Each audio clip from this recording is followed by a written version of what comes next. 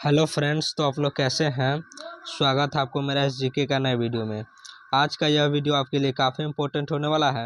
आज के इस वीडियो में मैं आपके लिए लाया हूँ 40 जीके जैसे क्वेश्चन है जो आपके हाल फिलहाल के एग्जामों में काफ़ी बार बार पूछे गए हैं। चलिए क्वेश्चन नंबर 1 की ओर बढ़ते हैं।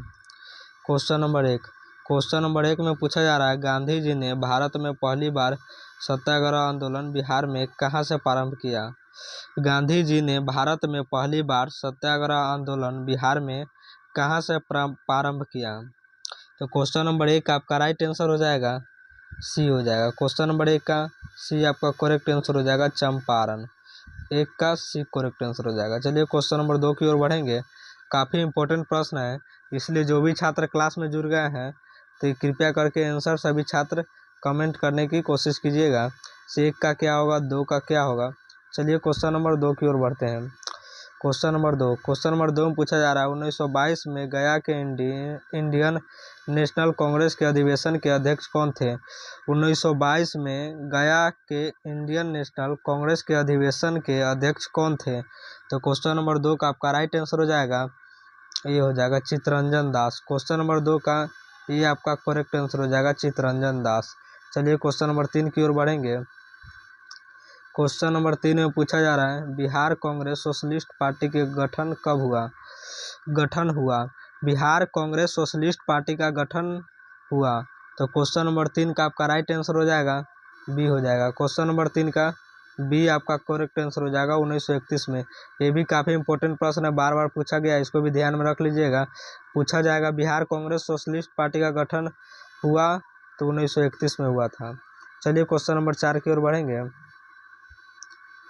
क्वेश्चन नंबर 4 में पूछा जा रहा है, बेगूसराय में चौकीदारी कर के विरुद्ध आंदोलन एक हिस्सा था। बेगूसराय में चौकीदारी कर के विरुद्ध आंदोलन एक हिस्सा था।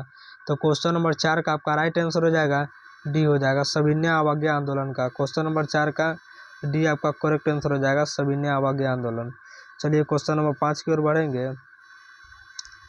क्वेश्चन नंबर 5 में पूछा जा रहा है, बिहार के उस क्रांतिकारी का नाम बताइए जिसने सितंबर में हिंदुस्तान सोशलिस्ट रिपब्लिकन आर्मी की बैठक में भाग लिया था। तो क्वेश्चन नंबर 5 का आपका राइट आंसर हो जाएगा, ये हो जाएगा, फणींद्र नाथ घोष। 5 का ये आपका करेक्ट आंसर हो जाएगा, फणींद्र नाथ घोष। चलिए क्वेश्चन नंबर 6 की ओर बढ़ेंगे। क्वेश्चन नंबर 6 में पूछा जा रहा है, चंपारण आंदोलन से कौन संबंधित नहीं था। चंपारण आंदोलन से कौन संबंधित नहीं था। तो क्वेश्चन नंबर 6 का आपका राइट आंसर हो जाएगा, ये हो जाएगा, जयप्रकाश नारायण। क्वेश्चन नंबर 6 का ये आपका करेक्ट आंसर हो जाएगा, जयप्रकाश नारायण। चलिए क्वेश्चन नंबर 7 की ओर बढ़ेंगे। क्वेश्चन नंबर 7 तक पूछा जा रहा है, गांधी जी का चंपारण सत्याग्रह किससे जुड़ा था। गांधी जी का चंपारण सत्याग्रह किससे जुड़ा था। तो क्वेश्चन नंबर 7 का आपका राइट आंसर हो जाएगा, ये हो जाएगा, तिनकठिया से।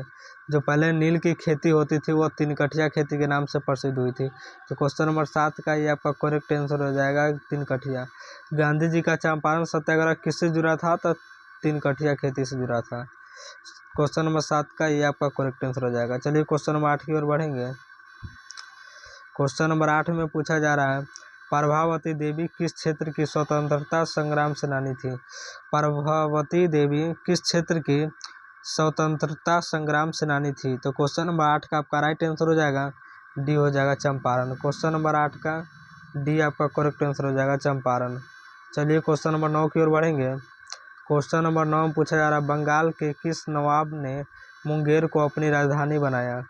बंगाल के किस नवाब ने मुंगेर को अपनी राजधानी बनाया। तो क्वेश्चन नंबर 9 का आपका राइट आंसर हो जाएगा, बी हो जाएगा, मीर कासिम। क्वेश्चन नंबर 9 का बी आपका करेक्ट आंसर हो जाएगा, मीर कासिम। चलिए क्वेश्चन नंबर 10 की ओर बढ़ेंगे। क्वेश्चन नंबर 10 में पूछा जा रहा है, निम्नलिखित में किस भारतीय को रॉबर्ट क्लाइव ने बिहार का नायब दीवान नियुक्त किया था।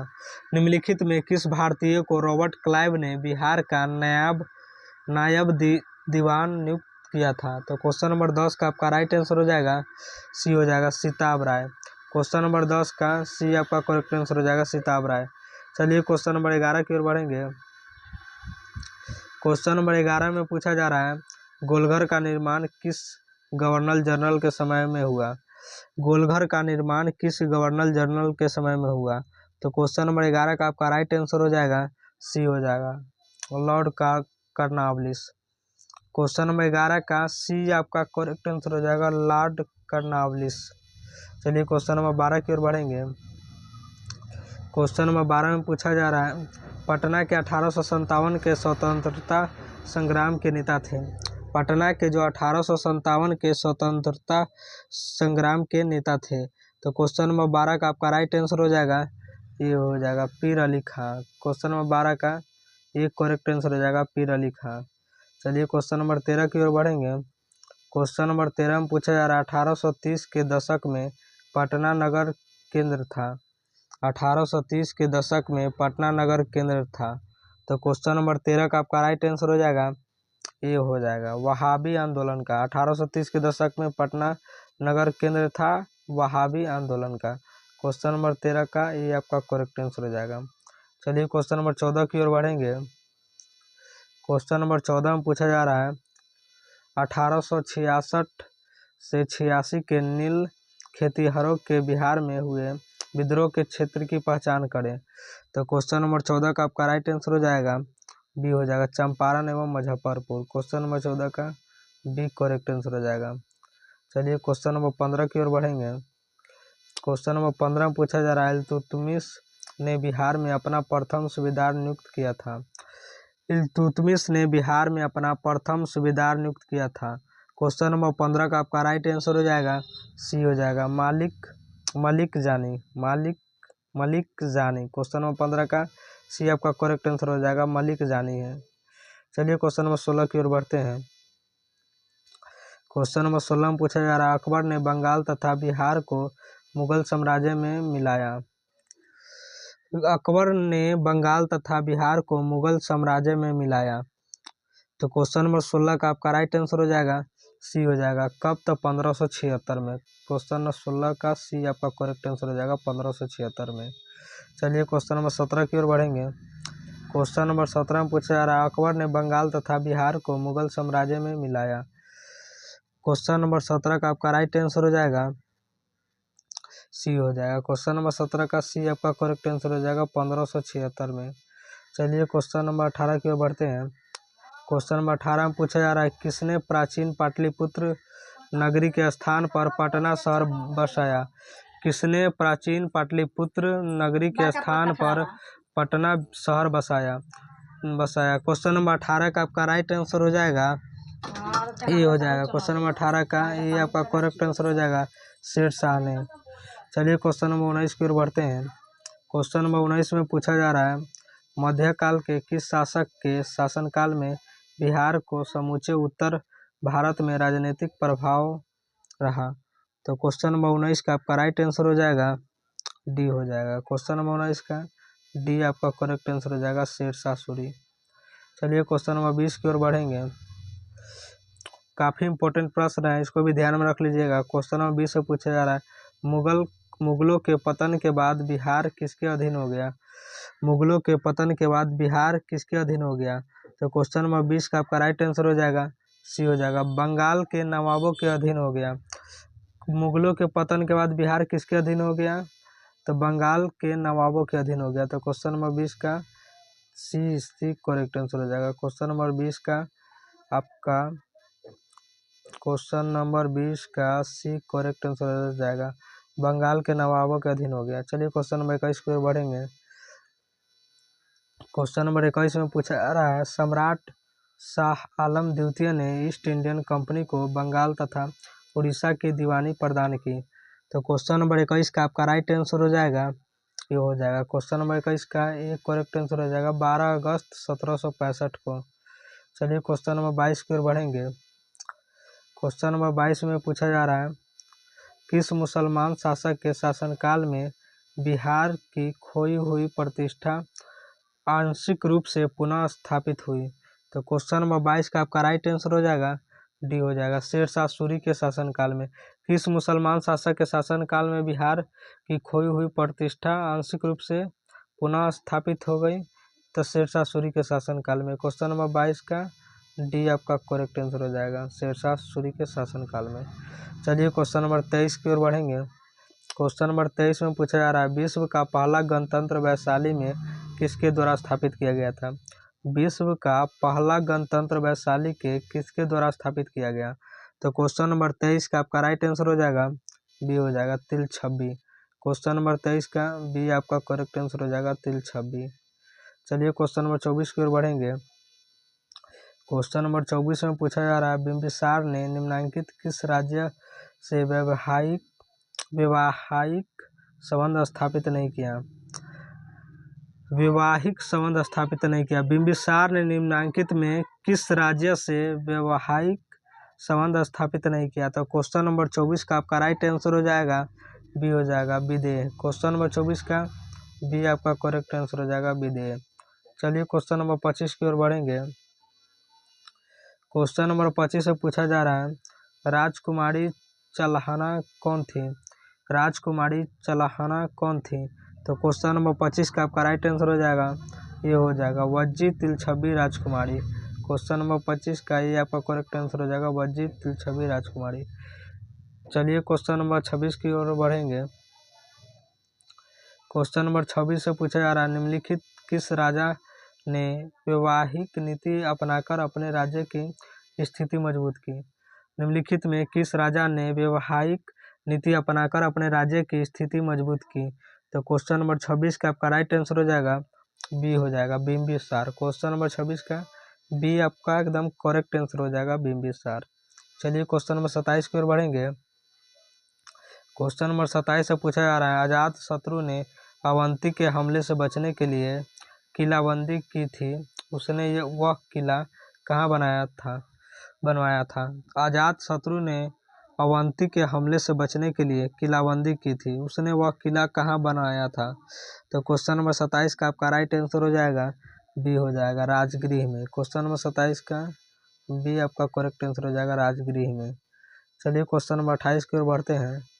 क्वेश्चन नंबर 28 से पूछा जा रहा है, मगध की प्रारंभिक प्रथम राजधानी कौन सी थी?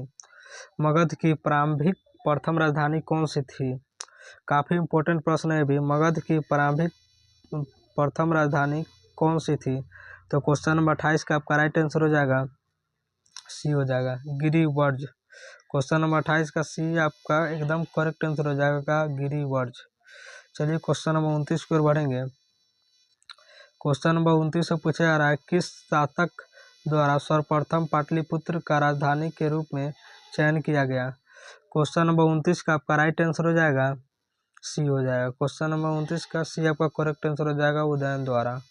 क्वेश्चन नंबर 29 का एकदम करेक्ट आंसर हो जाएगा, सी, उदयन द्वारा। चलिए क्वेश्चन नंबर 30 की ओर बढ़ेंगे। क्वेश्चन नंबर 30 से पूछा जा रहा है, उदयन के बाद मगध साम्राज्य पर किस राजवंश का शासन स्थापित हुआ? उदयन के बाद मगध साम्राज्य पर किस राजवंश का शासन स्थापित हुआ? तो क्वेश्चन नंबर 30 का आपका राइट आंसर हो जाएगा, डी हो जाएगा, शिशुनाग वंश। क्वेश्चन नंबर 30 का डी करेक्ट आंसर हो जाएगा, शिशुनाग वंश। चलिए क्वेश्चन नंबर 31 की ओर बढ़ेंगे। क्वेश्चन नंबर 31 से पूछा जा रहा है, मेगास्थनीज की पुस्तक का नाम क्या है? बताइए दोस्तों आप, मेगास्थनीज की पुस्तक का नाम क्या है? मेगास्थनीज की पुस्तक का नाम क्या है? मेगास्थनीज की पुस्तक का नाम क्या है? तो क्वेश्चन नंबर 31 का आपका करेक्ट आंसर हो जाएगा, बी हो जाएगा, इंडिका। क्वेश्चन नंबर 31 का बी आपका करेक्ट आंसर हो जाएगा, इंडिका। चलिए क्वेश्चन नंबर 32 की ओर बढ़ेंगे। क्वेश्चन नंबर 32 से पूछा जा रहा है, पाटलिपुत्र को इनमें से किस शासक ने सर्वप्रथम अपनी राजधानी बनाई? पाटलिपुत्र को इनमें से किस शासक ने सर्वप्रथम अपनी राजधानी बनाई? तो क्वेश्चन नंबर 32 का आपका राइट आंसर हो जाएगा, सी हो जाएगा। क्वेश्चन नंबर 32 का सी आपका करेक्ट आंसर हो जाएगा, चंद्रगुप्त मौर्य। चलिए क्वेश्चन नंबर 33 की ओर बढ़ते हैं। क्वेश्चन नंबर 33 से पूछा जा रहा है, मौर्य काल में शिक्षा का सर्वाधिक प्रसिद्ध केंद्र था। मौर्य काल में शिक्षा का सर्वाधिक प्रसिद्ध केंद्र था। तो क्वेश्चन नंबर 33 का आपका राइट आंसर हो जाएगा, सी हो जाएगा, तक्षशिला। क्वेश्चन नंबर 33 का सी आपका करेक्ट आंसर हो जाएगा, तक्षशिला। चलिए क्वेश्चन नंबर 34 की ओर बढ़ेंगे। क्वेश्चन नंबर 34 से पूछा जा रहा है, कौटिल्य का अर्थशास्त्र कितने अधिकरणों में विभाजित है? कौटिल्य का जो अर्थशास्त्र कितने अधिकरणों में विभाजित है? तो क्वेश्चन नंबर 34 का आपका राइट आंसर हो जाएगा डी हो जाएगा 14। क्वेश्चन नंबर 34 का डी आपका करेक्ट आंसर हो जाएगा 14।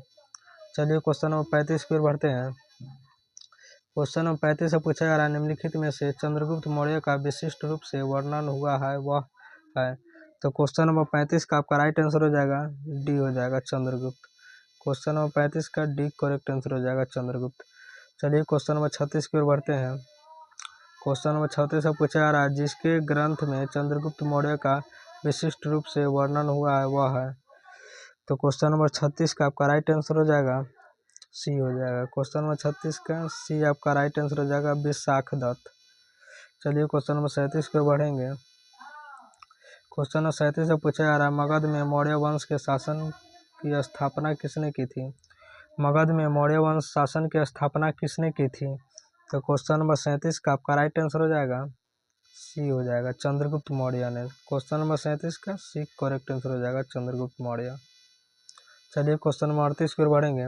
क्वेश्चन नंबर 38 से पूछा जा रहा है निम्नलिखित में से मगध का कौन सा राजा सिकंदर महान का समकालीन था? तो क्वेश्चन नंबर 38 का आपका राइट आंसर हो जाएगा डी हो जाएगा घनानंद। निम्नलिखित में मगध का कौन सा राजा सिकंदर महान का समकालीन था? तो घनानंद। क्वेश्चन नंबर 38 का डी आपका करेक्ट आंसर हो जाएगा घनानंद। चलिए क्वेश्चन नंबर 39 की ओर बढ़ते हैं। क्वेश्चन 39 से पूछा जा रहा है नंद वंश के पश्चात मगध पर किस राजवंश ने शासन किया? तो क्वेश्चन नंबर 39 का आपका राइट आंसर हो जाएगा ये हो जाएगा मौर्य। क्वेश्चन नंबर 39 का ये करेक्ट आंसर हो जाएगा मौर्य। चलिए क्वेश्चन नंबर 40 की ओर बढ़ते हैं। क्वेश्चन नंबर 40 से पूछा जा रहा है किस मगध सम्राट के स्वयं को एकराट कहा है?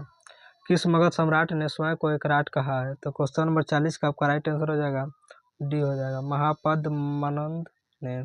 क्वेश्चन नंबर 40 का डी आपका करेक्ट आंसर हो जाएगा महापद्मनंद ने।